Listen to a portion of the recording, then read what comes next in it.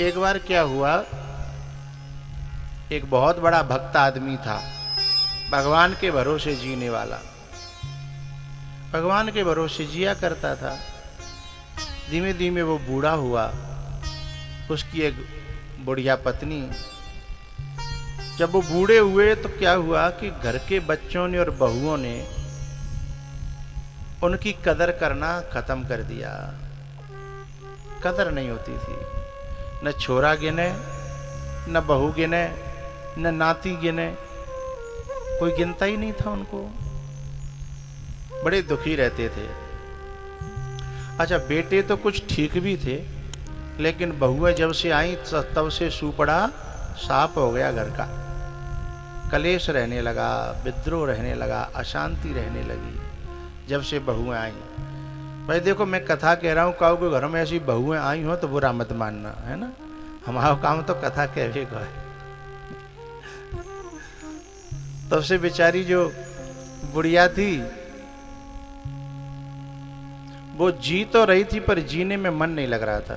तो अब जो बड़ा बूढ़ा था ना, उसने मन में सोचा कि ऐसी जिंदगी से तो मर जाना ज़्यादा बढ़िया है ना। तो घर से निकल पड़ा, लेकिन भगवान के भरोसे रहता था, भगवान का भक्त था, इसलिए भगवान उसका सहायक था। भगवान का सहायक होने के कारण, भगवान के सहायक होने के कारण ऐसा हुआ कि रास्ते में जब वो जा रहा था तो एक पेड़ के नीचे जाके बैठा। पेड़ के नीचे जाके जब बैठा, उस पेड़ पर एक गीध बैठा था।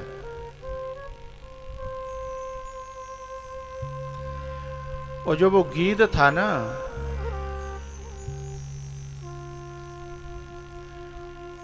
उस गीध ने अपनी पत्नी थी, उससे कहा कि मैं बहुत दूर दूर तक घूम के आया हूं, पर क्या करूं, यहां कोई मनुष्य की लाश नहीं मिली।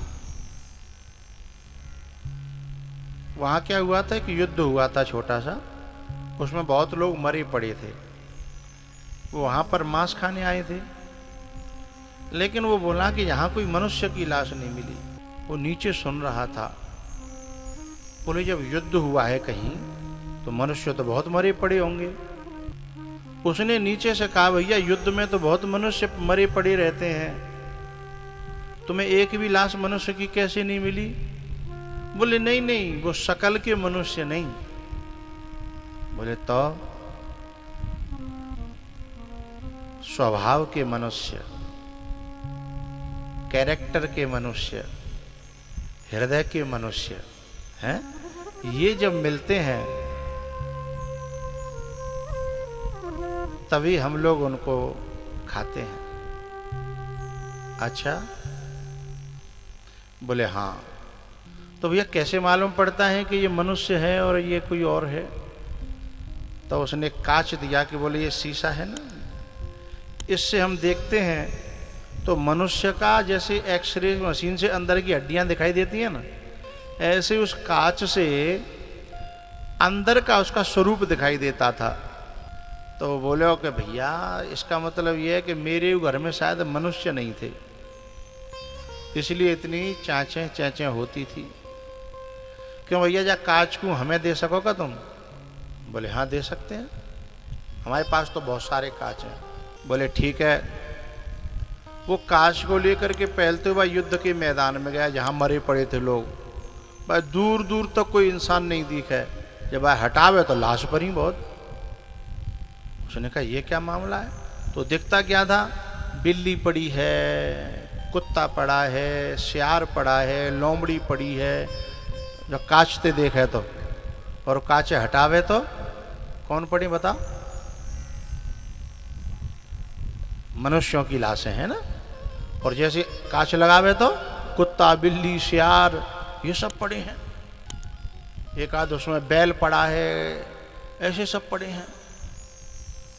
उसने कहा कि भाई ये तो बड़ा धोखा है।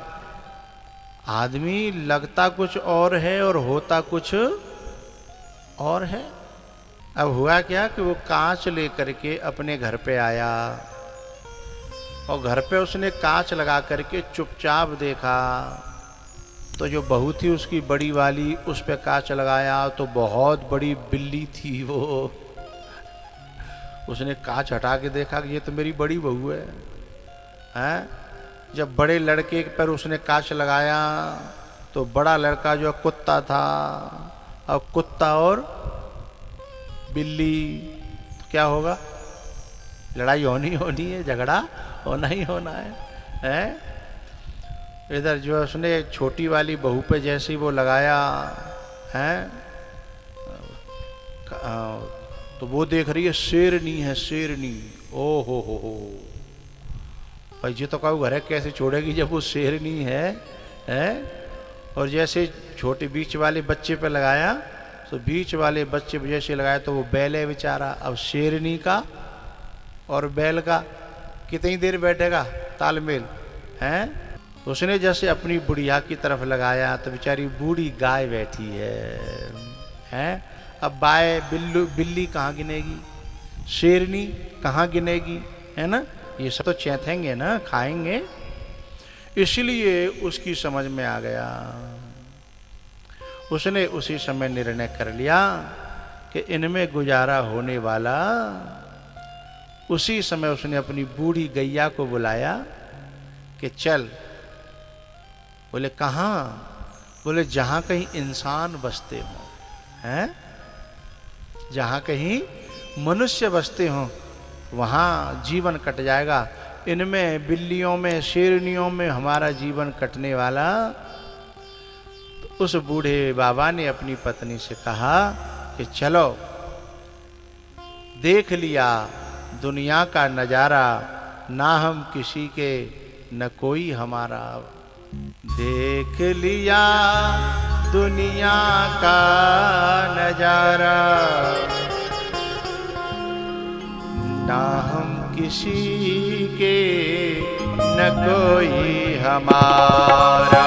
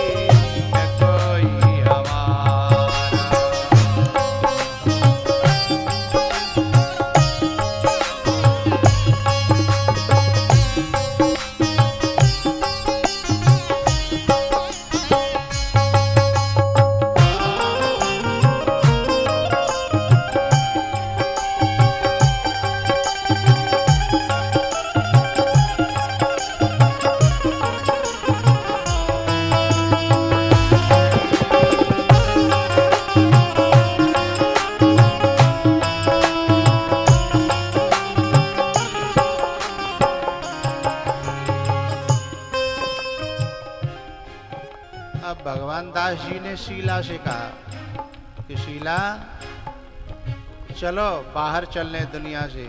शीला बोली कि खाएंगे का, भूखे मरेंगे का, है? भगवान दास जी बोले मांगेंगे भिक्षा, करेंगे गुजारा।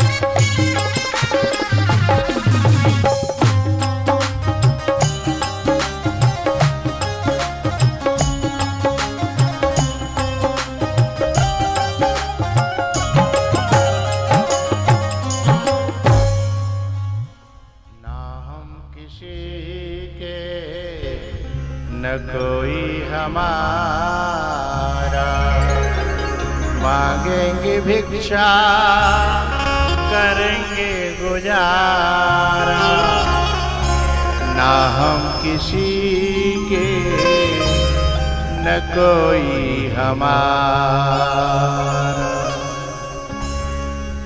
तब उन दोनों ने अपने जीवन को तीर्थ में जाकर के भक्ति में लगा दिया।